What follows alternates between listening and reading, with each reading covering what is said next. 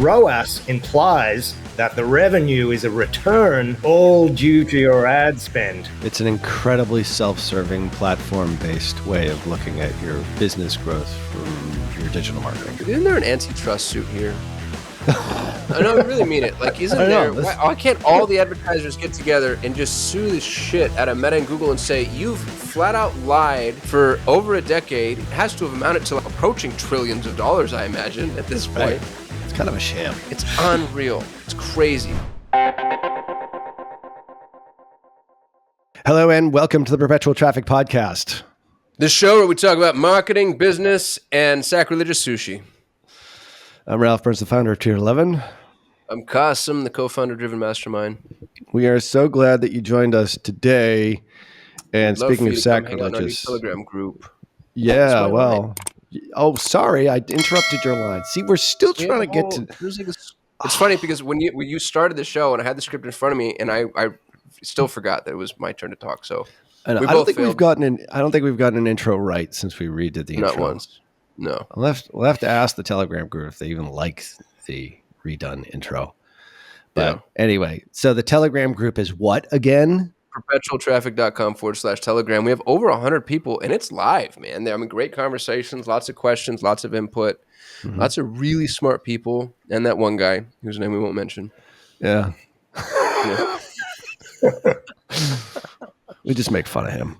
Yeah. So, but we accept everybody. It's kind of like it's a group of misfits. Yeah. I don't know if it's misfit millionaire yet, but it's misfits. Yeah, misfit millionaires in the making. MMM in the making. So really, like it is a potential breeding ground for future Driven members for you because Ralph, everything's a breeding ground for Driven. Everything's members. a breeding ground. Like your world is just like this big petri dish. You're just cultivating bacteria. You can't walk by an elementary school without thinking, I wonder if I can get these kids to give me 30 grand. Yeah. A long enough timeline. Yeah. By the way, we're going to see each other next week. I'm pretty excited about that. Dude, Austin, poker night. I know. Texas Hold'em. Which apparently is different than poker. Yeah. So it doesn't involve any stripping.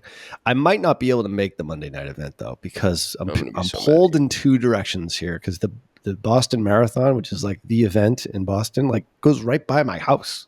Like literally out there. It's like the event of the city. And I don't think I could actually get out of the city until the marathon's over. So I have to change my flight to a later flight. But anyway, so that's you could run in the marathon to get out of the city like a that's spy. True. That's you true. But smuggle I'm away yourself out. I'll have my backpack, my carry-on, and my rollie. Yeah, and you won't be the most encumbered runner. I promise you. People get weird in marathons. They do. They dress up like bananas and like all kinds of other stuff. So anyway, so we're pretty excited about that because that's going to be great fodder for future Perpetual Traffic episodes. Whenever we come on a Driven, we've got so many cool things to talk about because it is a bunch of misfit millionaires that talk about some really interesting stuff. And I know the Telegram group is focused on a lot of marketing, digital marketing, but we're finding that that group also is very, very interested in a lot of the higher level topics that we talk about. Self-improvement, business just in general, which is cool. Love talking about all that stuff here on the show here. We're broadening our base a bit because traffic and marketing, all it really does is it's a vehicle in which to drive business and ultimately success and happiness in your life. So it is all interrelated. But today, we're going to get back to tactical and strategic strategery. Especially when it comes to media buying. And we've got none other than the Nick Miller, head of media buying at Tier 11. And yes, another Tier 11 person, of course. I'm pulling from people that I know and trust and actually have real experience. Yeah. And how could you do what's working now with somebody else? Like you'd have to go to your team to understand what's working now. That's true. And Nick has gone to the team. Like Nick has been with us for over like 4+ years. It's crazy. And we were talking about this earlier today. Like how the hell would somebody ever want to work for Tier 11 and me specifically for 4 years. I have no idea. I think he was just desperate. He was, as a musician, probably one of the best guitar players I've ever seen, which is, I'm quite jealous of his skill, quite honestly. But the point is I think he was just unemployed and he was desperate. And he said, maybe I'll come work for Ralph. I think that was pretty much it. Well, not quite. I was inspired because actually listening to the podcast at that time, that was my university at that time. And so when I applied for the job, got the email back from Angela, I was stoked. I was really pumped, and still am. So anyway. And it was probably the only, it was probably the only offer that you got at that point in time. But don't have to bring that up. That's all right. That's all right. Well, it's worked out quite well because you've ascended through the ranks. This is actually kind of a cool thing because you started off as what we now refer to as an MB1, then became we didn't really have it set up this way, but 2, 3, ascended through the ranks, and now you run the whole media buying team. And now you're leading the team and you've become a leader and part of our leadership team.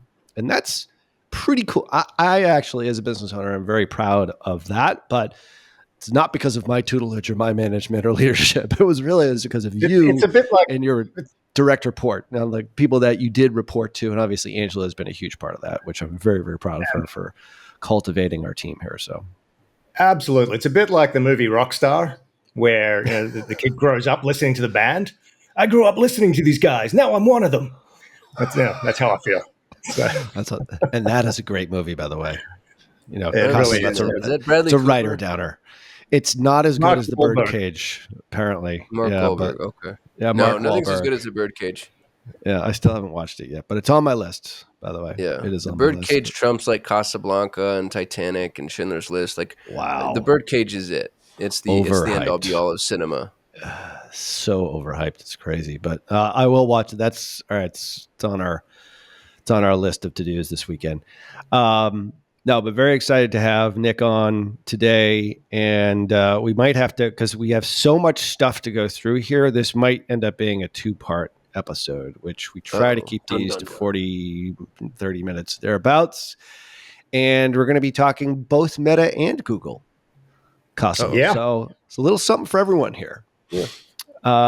So why don't we get right into it and then talk about, the episode name here today is What's Working Now, agnostic to platform, but we're going to be mostly focusing on the 80-20 of marketing, or 80-20 of media buying, which is Meta and Google together, which we do talk about here quite a bit. Let's talk about, we haven't discussed the effectiveness of Advantage Plus campaigns in quite some time. And I think, they came out, people didn't really adopt them. Then there was an adoption curve, and then there was some skepticism. And then we're kind of in this phase right now where, is it actually going out and finding new customers, or is it just regurgitating sort of the customers and the people that are familiar with your brand and not really helping your nCAC, which is new customer acquisition cost, which we've had many episodes here, which we'll refer to in our show notes, obviously. So give us the lowdown on what the team is telling you about Advantage Plus, having managed however many hundreds of millions of dollars that we're now spending on the Meta side. Yes, and this is the thing about Advantage Plus, what you just mentioned. It is a tool that's, it's built, the algorithm is built in a different way to the standard campaign algorithm. So the way it's matching data, the way it's going after customers, it's a new technology. Very similar to PMax on Google. If you understand the tool and you know what you're working with, it can be incredibly powerful. But the potential gotcha is that, for example, if you run it to cold traffic, you may think it's actually performing better than it is because it's going after a lot of warm traffic, repeat visitors, et cetera, et cetera. So that's a potential gotcha. However, what we've seen is that if you use your exclusions in the right way and you get Advantage Plus to go and target the people you want to target, that's when we're seeing some pretty astounding results. So, for example, one of our clients in the charity space, their objective is to get new donors.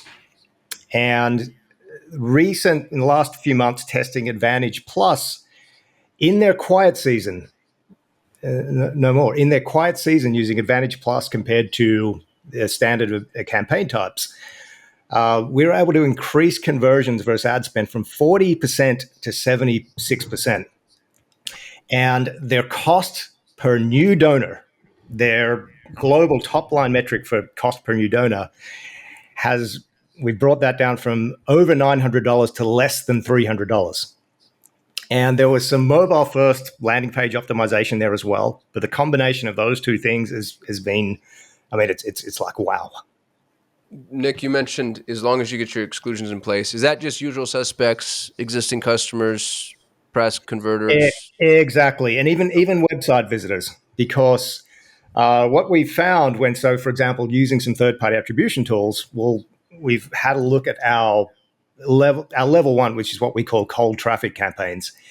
And we had an Advantage Plus campaign that was performing well above the average of the other cold traffic campaigns. But when we looked at the amount of new visits in that campaign, it was very low. So it was actually what we thought was a cold traffic campaign was actually doing a lot of retargeting, which brought up, lowered the CPA, gave us a misleading impression of the results. So again, it comes back to that really understanding the tool, use exclusions, and the overarching theme that we're seeing, obviously this has been a trend for several years now, but leaning more and more into the algorithm. The machine learning is getting better and better. And when it's used in the right way, we can't beat the machines, but we have to direct them in the right way. We have to be algorithm jockeys. Yeah, what a great phrase that is, algorithm jockeys. Just out of curiosity, because I don't know how Meta works quite as well, not that I know how Google works, but with Performance Max, if you're running a campaign type alongside Performance Max tends to steal from it. So if I run a brand campaign, or if I run a remarketing campaign, the Performance Max will cannibalize it. Does Meta's Advantage Plus do the same thing? Not so much, because with with PMax and say search campaigns, a lot of the cannibalization happens because they're competing for the same spot in the search, the top of the search results. And with Meta, it's all about impressions. You're paying for impressions, so there's not so much cannibalization now. If you're running top of funnel campaigns with Meta and your targeting's too tight, you can have campaigns compete with each other for the same audiences, which can cause problems. But not so much cannibalization that we see with PMax, or PMax taking credit, over attributing. It's not quite the same issue. So it's more about making sure you don't have too much audience overlap, which you can actually you can test. You can see that in Meta ads.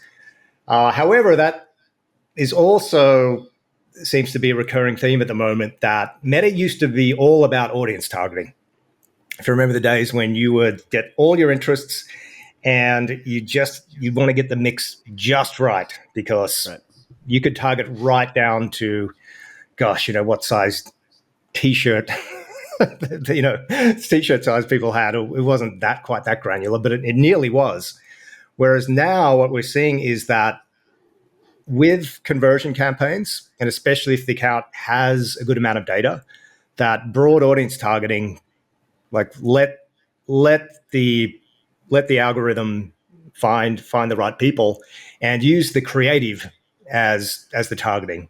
Know your audience, have the right creative, and so then previously we might have 3 different audience sets. We might have lookalike audiences, interest audiences, and then testing against a broad audience, and then we might have some overlap and campaigns competing against each other.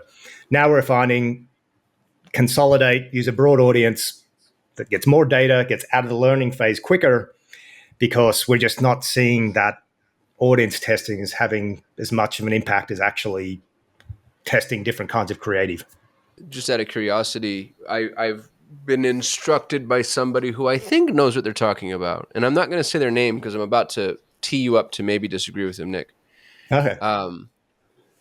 But they're pseudo famous in the meta space, let's say, thought leader, who is of the opinion that you can't split test creative any longer because of exactly what you just said.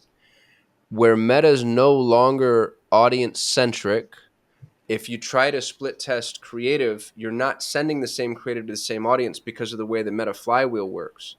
And so this person doesn't think like, the whole classic, does video A outperform video B? Let me test that in campaign side by side. This person says you can no longer do that. If you want to test your creative, it all has to be in the same campaign or in the same ad group effectively, because meta is testing for you. But any tests that you run where you're trying to run two things, and I guess this wouldn't just be creative, right? It would be almost anything, like any campaign variable, location, time, device, etc. They end up being superfluous because if you're not, to the point that you made earlier, trusting the algorithm, you're not running a true split test because there's no longer continuity with the audience. There's no control group. Do you think that's true? I do agree. I do agree with that, to a degree. So I think with creative testing, running, for example, so split testing creative, you're not going to get confidence level data from running strict tests like that. That's just not the way it works. With creative testing, you're looking for recurring patterns and themes, and so you might have, for example, a certain one ad group that has a certain angle. Creative in that ad group for each ad may be different, but the overall theme and the overall angle, and that comes down to how well you know your customers. Over time, you're looking for what's performing better in those themes, which is going to inform, okay, with the creative team, what kind of iterations are they going to do? What kind of angle? Where we have clients asking us, what kind of creative should we be telling our production team to produce? Should it be, UGC? Should we be talking about this theme? Should we be using this messaging? So you don't get that information from running one campaign, split testing two, say for example, two ads, A/B testing. So I agree with that, and it's actually, Meta is recommending now, if you have creative that's starting to fatigue, don't turn it off. Have more creative. Give the machine more inputs to work with, and let it go and find the right people, like you were saying. So it's definitely not as simple as here's campaign A, here's campaign B. They both have two sets of creative. Let's run the test, and then we know which one's better.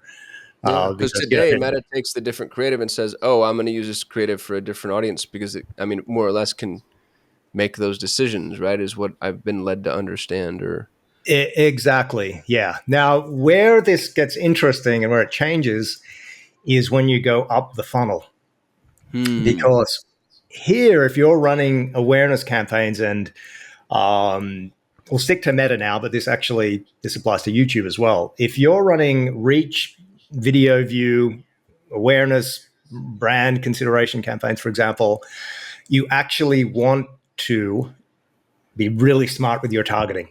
This is where, at this level, you don't want to lean into the AI to find the right people, because Meta will happily show your ad to whoever in the world if they can get those impressions, and you can usually get the impressions at a really low cost. However, that's not what you want to do. That's you actually at the top of the funnel, when you're running those type of objectives, you want to target really smartly, and again, based on what you know about your customers. Probably another conversation there, but that's a super smart distinction, though. I think that's so. Just to summarize what you're saying here is that split testing, literally, whether it's ad set same audience versus ad set different creative, split testing inside one campaign doesn't work. But if you're going campaign level audience in an ad set, obviously broader the better for a conversion campaign, not narrow, obviously throwing in your exclusions, but having 3 or 4 or 5 different creatives with different messaging, you are in fact split testing within that ad set itself, because the algorithm, you're actually leveraging the algorithm to choose who is going to be the ones that ultimately convert based upon the audience. So Exactly. And you think about all the different variables you can have for, what makes a creative work or not. Coming, right down to placement. Is it in Reels? Is it on Instagram? Is it on Meta? Is it in the news feed? Okay. Yep. Is it vertical video? And that's even just looking at the infrastructure without even getting to the creative itself. And then you have, is it UGC? Is it, is it a product, just zooming right in on the product? Is it something more, brand awareness, more emotional? And so you have all these variables. And that's where, our creative team and our media buyers, they're looking for those longer term themes. And we call them messaging pillars. So in the creative deep dive we do, diving into all the information we have on the customers, for the reviews to everything we can get. And looking at, so for example, if the product is quality the driver, is that what a lot of the customers in that particular avatar care about? Is it the quality?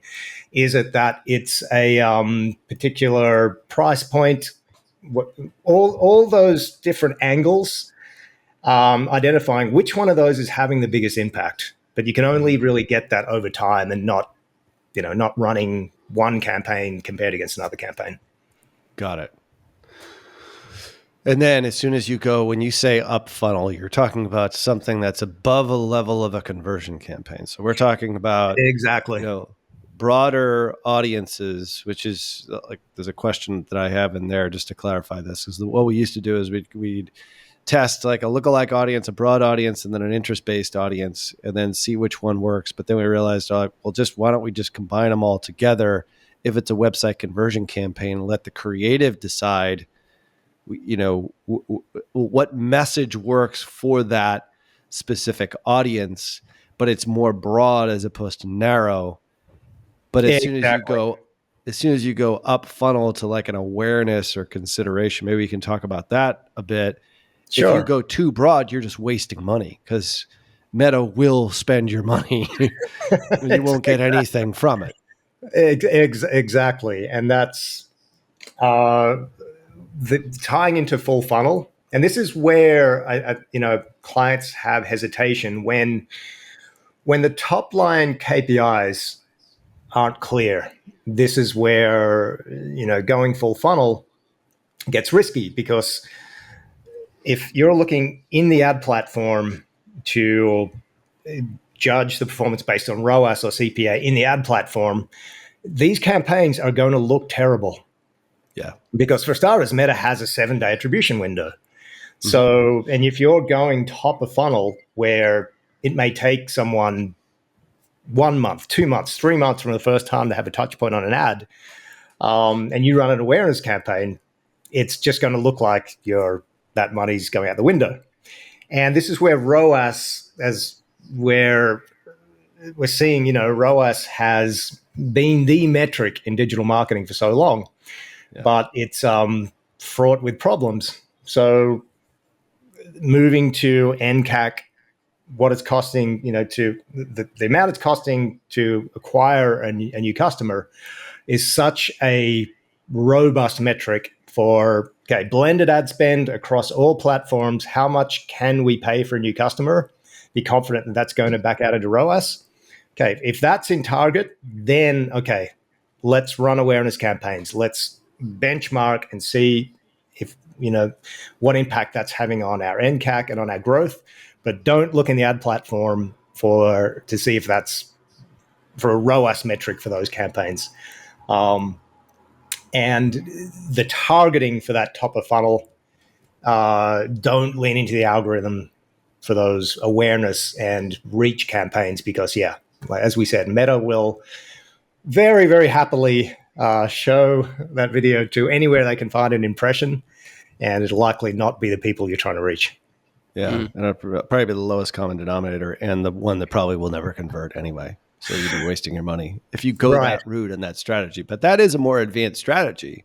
Absolutely. And that's what we refer to as the ACC model. I guess we're calling it the CCA model. I don't know if we're going to have to like rename it. But anyway, the point is that it World creates needs more awareness. acronyms. Yeah, we'll just create more and more confusing acronyms for people on the show here.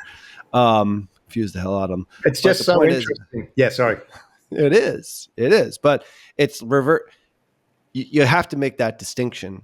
And if you're going to be smart about it, if you've gotten to that level where you're hitting a certain level of scale with your conversion campaigns, it's the next logical step is to create awareness for your brand. But if you go too broad, you're just going to end up wasting a lot of money and you're not going to get the return and you're not going to see it. Now, the question is I have for you, this is a stupid question. Why the hell doesn't Meta have an nCAC versus CAC metric inside Ads Manager? I haven't been an Ads Manager in about a week or so. Maybe it's appeared suddenly, but ROAS is, as we've talked about here on this podcast, it's kind of a ridiculous in-app metric unless you have a real impulse buy, like literally like a 1 to 2 day turnaround time. But not many products really have that. So yeah, but why don't they have that? Because the data's there, right? Isn't it? Or do you just absolutely need the third-party data platforms that we've obviously had Scott from Wicked Reports on here talking about it? What's your sense? Well, the thing is, you actually don't even necessarily need a third-party tool because, taking a simple example. Now, taking a simple example with a Shopify store, there's going to be some numbers which are indisputable. I like to call them, being on firm ground. Yeah. You're going to be able to see your sales. You're going to be able to see the number of new customers in a certain time frame, and that's inarguable. That's the source of truth.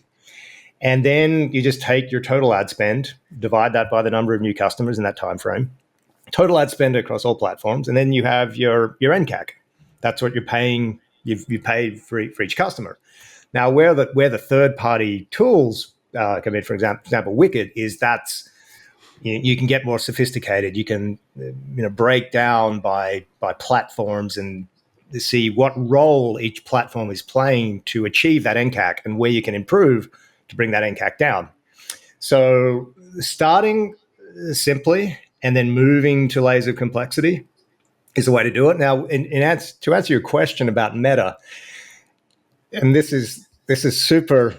I love talking about this because it's ROAS as a metric is really developed. I mean, was that term? Did that even exist before digital marketing? I don't think so. And I actually think it was developed by the ad platforms to prove their value, because the whole idea is you put this much money into Meta ads and you get this return, and you put this much money into Google ads and you get this supposed return. The problem is that it usually doesn't match up to what's actually happening in the source of truth, which is, say, the Shopify store or the business. So both Meta and Google have no interest in promoting omni-channel strategies. Okay? So true. So versus. It's a versus, and their goal is to, basically that's their business model. They need ad spend, and they're not going to promote omni-channel strategy. So having a global nCAC, for example, the day might come when Shopify connects with Meta ads or, with Google. And I mean, good Lord, when that happens, it would be. I don't think they'd ever do it. I don't think that's right. I think, it's all about data, big walled data gardens. So having a global nCAC in Meta ads might actually risk that, oh, hang on, we're spending a little bit too much on Meta ads. Maybe we need to put some more money into Google, or vice versa. We're spending way too much money on Google here. We need to put more money into Meta. PMAX happens all the time. Look at the ROAS on PMAX. This happens a lot. Look at the ROAS on Google Ads. We have like a 13x ROAS, and we only have a 1x on Meta. Clearly, Google Ads is doing better. We need to put more money into Google Ads. Whereas Google has been right at the very last step of the customer journey, doing those 2-inch putts. And we have these conversations with clients all the time. And The ad platforms, it's not in their objectives to explain this clearly. So this is where navigating this, and let's get the traffic mix right. Both, well, just referring to Meta and Google, the main primary ad platforms, both are crucial. But you need to get the mix right. You need to understand what job each one is doing. And then you're going to be allocate appropriate amounts of spend to make your blended business metrics improve, not just the ad platforms. There's such a brilliant point about ROAS not existing pre-digital. I never thought about that, but you're absolutely right. Like they invented it, sold it to us. It's like the drug company that invents the disease. Exactly. And they're like, don't worry, guys, we have a cure. It's Good called news. ED. Remember? Now we know what ED means. 20 years ago, nobody knew what ED was. It was manufactured by Pfizer. Was it? Yeah. It's a great example. Yeah.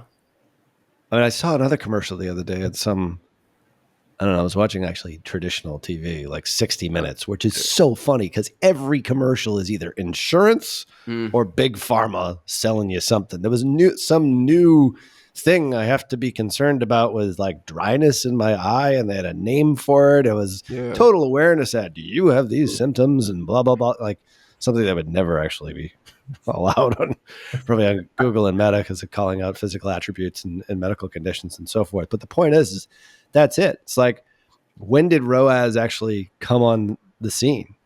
I don't know as if it was ever really there. There was ROI, I suppose, but that was a lot more vague. So, and ROAS, you still even see it a bit, although I love our partner manager.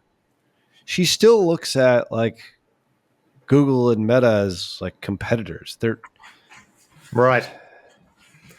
And now ROAS, there was a time, for example, the days when you could create a business with a landing page, one ad account, so it was Meta ads, especially when Meta inventory was so abundant and so cheap. You could build a whole business with one landing page and one ad account. That metric would usually line up because you had one traffic source, and the sales you'd be able to pump that data back to the ad account. And it was very simple. But these days it's, just having one source of traffic, only running Meta ads or only running Google ads is not as common these days. So when you're having multiple sources of traffic and then you're adding in organic traffic as well, that ROAS metric suddenly doesn't become so reliable. And actually, I like to call it the devil, because it can make it's great when it's on point, but when it's not, then the solution may not even be in the ad account. Or even more of a problem, if you have a great ROAS but the business metrics are declining, you may not know. And for example, client says, hey, we're having a really bad month. But no, everything's great. The ROAS in the ad platform is fantastic. Nothing to worry about. Okay. According to Wikipedia, ROMI, return on marketing investment, was coined first in 2003. So, yeah. But I haven't been able to find ROAS as of yet because it is sort of made up. I mean, it's a promise of you put this money into ad spend, and then the return that you get is directly that the ads are all responsible for everything, the ad platform, and you've made that investment. Now, the interesting thing is, if you take MER, which is total revenue just divided by your total ad spend, that can actually be total marketing spend, really, in total world. Yeah, total marketing spend. And it can actually be, I mean, if say most of your marketing spend is ad spend, that can actually be the same number as ROAS, but it's the way the term's defined. So media efficiency ratio is purely total revenue divided by, like you said, total marketing spend, and you get that ratio. It's indisputable. It just is what it is. But ROAS implies that the revenue is a return all due to your ad spend. And then more credit to the ad platform. So you're going to go, it's over attributing. It's the devil. It's an incredibly self-serving platform-based way of looking at your business growth from your digital marketing. Dude, isn't there an antitrust suit here?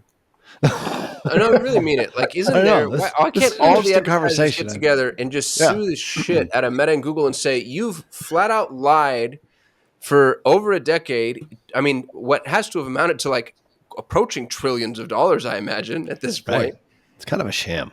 Dude, it's a full-on. If there are, the ambulance chasing attorneys, there have to be at least one listening to Perpetual Traffic or somebody that knows one. Put together a class action lawsuit, paper up a bunch of people, take your 40%, you parasites, and go after these fools. Hey. What? They need their commission too. Dude, I can't just I like entrepreneurs with law degrees. Those people I love, but attorneys, oh God, just not a fan. I don't like bail bondsmen either. I know we need them, but like they're not good people. I wouldn't invite them. Rich Goldstein like part of your He's an entrepreneur with a law degree. Faculty. Oh, okay. All right. Yeah. I just don't want to Ryan Poteet, entrepreneur with a law degree. Ryan Poteet, another smart guy. Yeah. Brilliant attorney. Dude, I've got, my attorney, Scott Weiss, love him to death, Weiss Brown, brilliant human. He's an entrepreneur with a law degree. All the good attorneys are entrepreneurs with law degrees, but like attorneys, dyed-in-the-wool attorneys, I don't know about y'all. I'm not. Maybe I've been bit too many times. Like if you get beat up every day by an attorney and you grow up hating attorneys, I feel like you deserve a little grace and forgiveness. You're the perfect guy to start that class action lawsuit, I think. Dude, I'll probably end up suicided. I'm going to shoot myself in the back of the head 2 times and throw myself off a high rise. But it really, dude, like there's some time on your hands these days. Come on. Somebody needs to do something, Ralph. This is absurd. You got $1 trillion brands lying to us about data, kind of bold face, like they even give you a little wink, wink, nudge, nudge. And we're all just like, please, sir, give me more. Yeah, I'll buy your bullshit. That's right. It's unreal. It's crazy. It is. Yeah. It is unreal. And then when you think about, going back to Advantage Plus and PMAX, that PMAX has to have a ROAS target or a CPA target. You can't run it with manual bidding. So the ROAS target has to, so say you've hit, you've set a PMAX campaign at a 3x, Google calls it a 300% ROAS target. And what's the best way for it to hit that target? It's going to go after warm traffic. And wouldn't you? Right. Let's see. Hard guys to sell over here. Easy guys to sell over here. I think I'm going for the easy guys. Yeah. Yeah. And, by the way, advertiser, don't I look brilliant? Look at my 300% ROAS or my 8,000% ROAS or whatever the hell it is in platform. Yeah. It was, I remember back when we were primarily running meta ads. And then, I was building out the Google service in tier 11. And, I'd run these brand campaigns, 10x ROAS. And all the, the other media buyers were just like, I hate you. You have this 10x ROAS. It's like, I'm the man. All you're bidding on is like brand keywords. Exactly. So the name of the spokesperson, whatever. Yeah. Easy stuff. Exactly.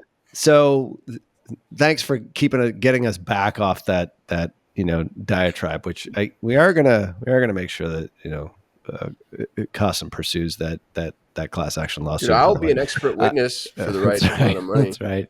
Well, I guess maybe this is a Telegram thread. Who's going to start it? Yeah, I think one of those guys in the Telegram thread, perpetualtraffic.com/Telegram. Who wants to start the class action lawsuit against Meta and Google together? Not either one separately. I say together. That way we piss both of them off. Yeah. That's just our idea. You're going to need some very, very, very good lawyers. That's right. It will be very expensive, but worth it in the end.